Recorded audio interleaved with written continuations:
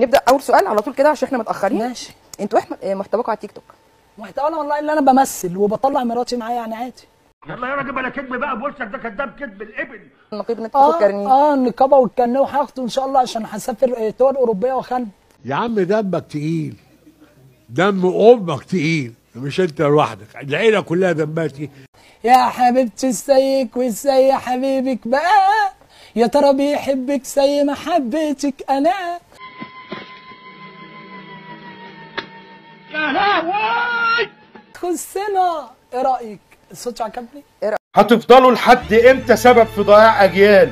هتفضلوا تصدروا لحد امتى ان الهبل والعبط هو السبب وهو الطريق للوصول للشهرة؟ هتفضلوا تصدروا امتى للناس ان المحتوى الزبالة هو اللي بيوصلهم ان هم يقعدوا قدام شاشات التلفزيون والناس تتابعهم؟ هتفضلوا لحد امتى توصلوا للناس ان نوعية زي كده يطلع يفضل حاطط رجله في وش الناس عشان خاطر الهبل اللي بيقدمه على السوشيال ميديا؟ عليكم اقسم بالله شوية، اتقوا الله، اتقوا الله في شباب مش لاقي شغل، اتقوا الله في شباب اتعلم وطفح الدم واهله طفحوا الدم عليه وصرفوا عليه تقل فلوس عشان في الاخر يقعد مش لاقي شغل. انتوا في الاخر تجيبوا لنا شويه معاتيه تقعدوهم في التلفزيون ويحط رجله في وش الناس. يا جماعه اتقوا الله شويه، الاعلام هيوصل بينا لحد فين؟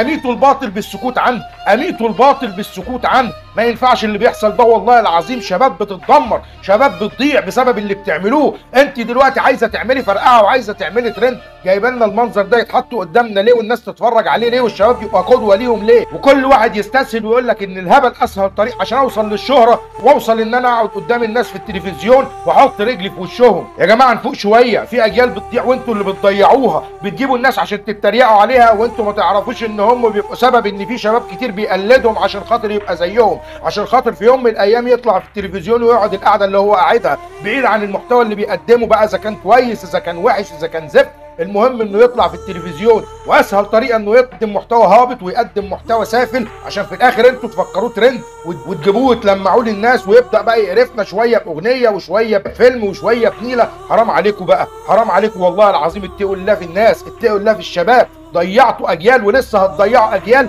بالاعلام الفاسد. ارحموا الناس شويه يا جماعه، لما قدموا حاجه للناس محترمه. ما جبتيش واحد زي الطوخي ليه القارئ تجيبيه وتستضيفيه عندك وتلمعيه للناس وتلمعيه للشباب. ما جبتيش طفل ليه زي الطفل المعجزه اللي عارف كل ايه من القران بتبدا بايه وبتنتهي بايه. حرام عليكم، اتقوا الله شويه يا اخوانا، اتقوا الله في الشباب، ارحمونا.